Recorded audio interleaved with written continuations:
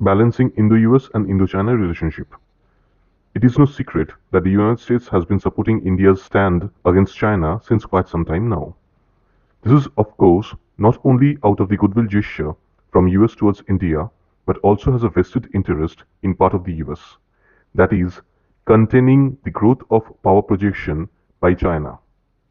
The US has been attempting this for quite some time now.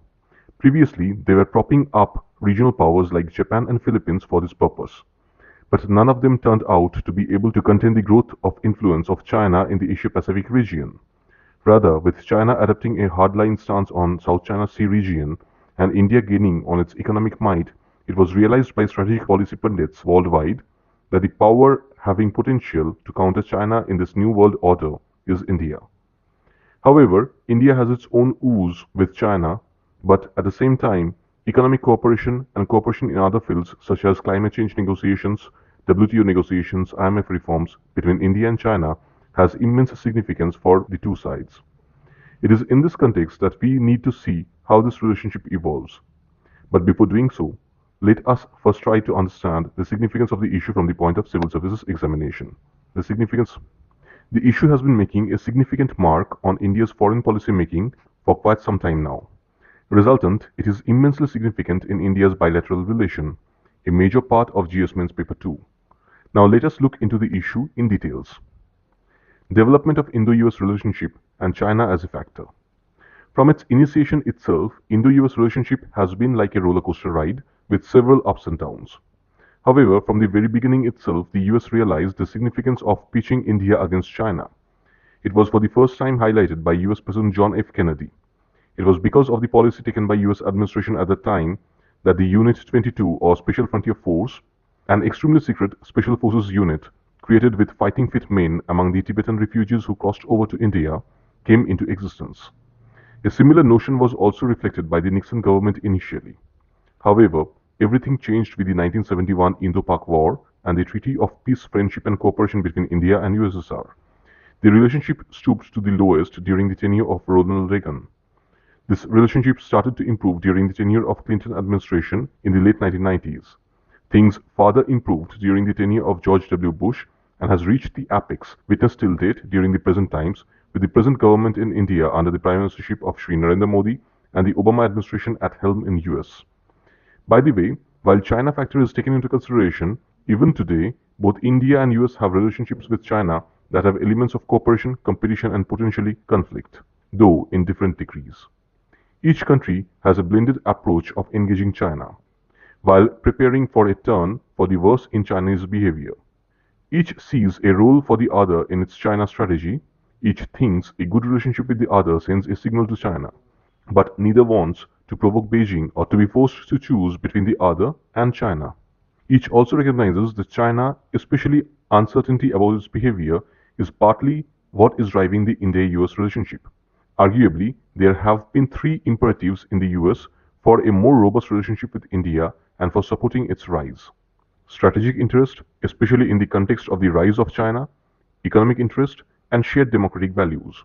Indian policymakers recognize that American concern about the nature of China's rise are responsible for some of the interests in India. New Delhi's own China strategy involves strengthening India both security-wise and economically, and building a range of partnership, and it envisions a key role for the US in both. Some Indian policymakers highlight another benefit for the US relationship. Beijing takes Delhi more seriously because Washington does. But India and the US also have concerns about other when it comes to China. Both sides remain uncertain about others' willingness and capacity to play a role in the Asia-Pacific. Additionally, Indian policymakers worry about a China-US condominium and a China-US crisis or conflict. There is concern about the reliability of US, with the sense that the US will end up choosing China because of the more interdependent Sino-American economic relationship and or leave India in the lurch. Some in the US also have reliability concerns about India. They question whether the quest for strategic autonomy will allow India to develop a truly strategic partnership with the US. There are also worries about the gap between Indian potential and performance. Part of the rationale for supporting India's rise is to help demonstrate that democracy and development are mutually exclusive. Without delivery, however, this rationale and India's importance fades away.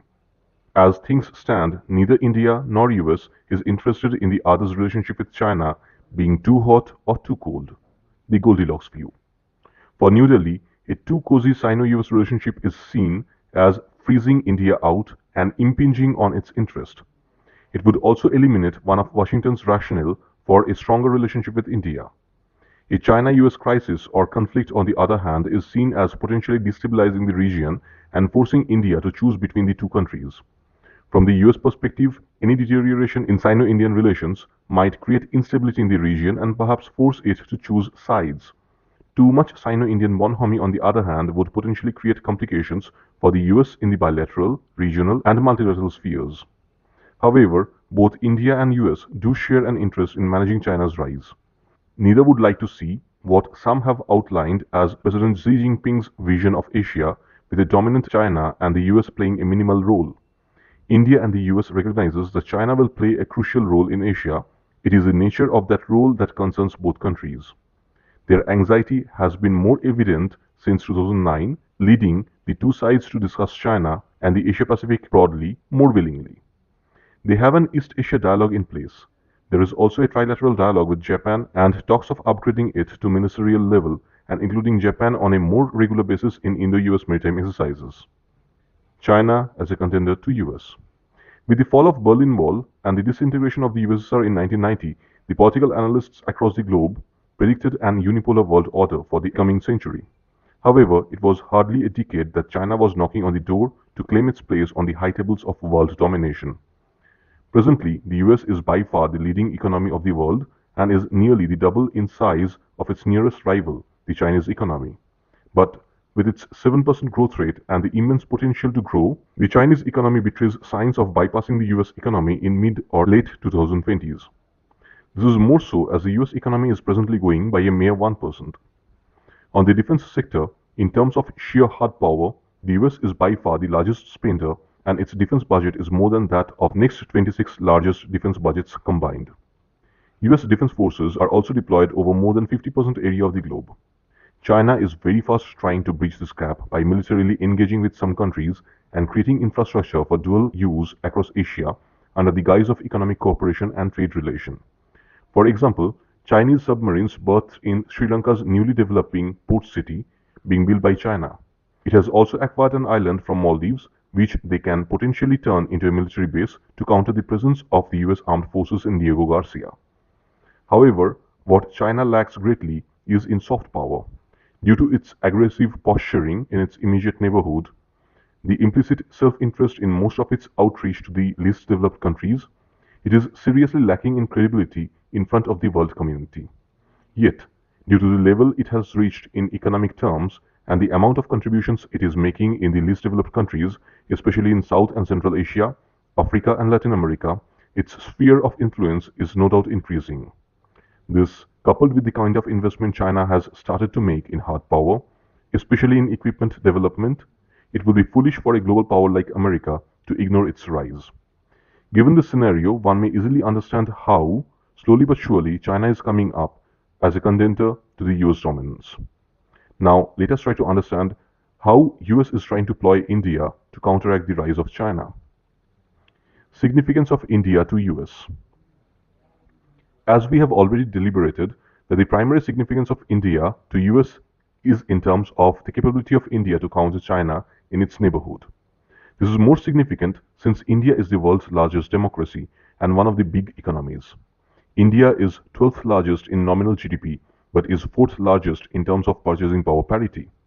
It is also the fastest growing economy presently, even bypassing China, and is also a developing country just like China with immense potential to grow. Also, with growing cozy relationship among its immediate neighborhood, with the sole exception of Pakistan, India is building on its soft power and has a generally likable perception among the world community.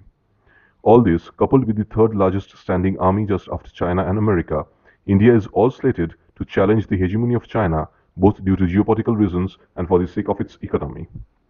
Also, the technological strides that India has made, along with its de facto nuclear power state status, coupled with its unimpeachable non-proliferation records, make it the most suitable candidate for the US to back to counter the rising influence of China in the world stage. By the way, this might be the case for US, But as for India, we have already mentioned that the mutual relationship between the two countries, that is India and China, is that of a cooperation, competition, and potentially conflict. The armed forces of the two countries have already had a face-off in 1962 where India came worse off. Out of the 4,056 km of Indo-Chinese border, only a small stretch in the middle is undisputed, and majority of the area lying in the east and west are disputed and contested over. In this background, let us try to understand the significance of China to India. Significance of China to India.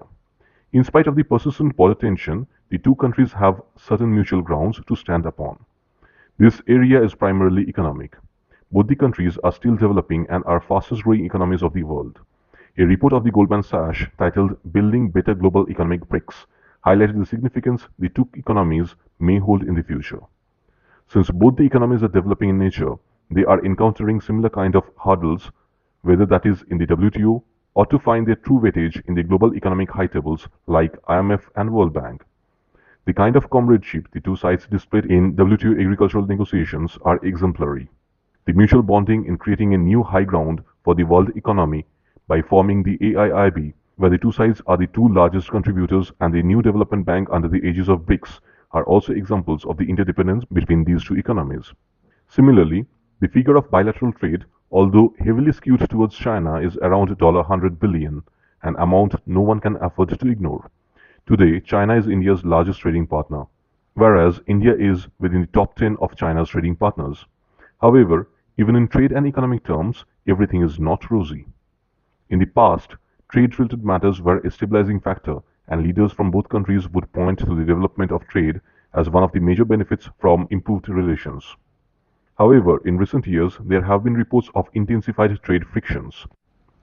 The main complaint is related to the huge imbalance in China's favor. As the economist noted, for every dollar's worth of export to China, India imports 3, leading to a trade deficit of up to $40 billion in the year March 2012, or about 2% of GDP. China accounts for 25% of India's overall trade deficit with the world, and over half if oil is excluded from this list. India has had to frequently initiate anti-dumping investigations on imports from China, based on complaints from the domestic manufacturers. India feels that two-way trade in 2012, which reached $80 billion, consisting of about $20 billion as India's export and $60 billion as India's import, was grossly unfair. The $40 billion trade imbalance is almost as large as Indian government's fiscal deficit. Besides, the trade mix is unreasonable. India mainly imports machinery and manufactured products from China and exports cotton, iron ore, and other raw materials to China. India believes that such a trade situation is unsustainable and may lead to protectionist impulses. No bilateral free trade agreement exists, and India often is forced, due to domestic pressure, to levy duties on Chinese imports, most recently on power equipments.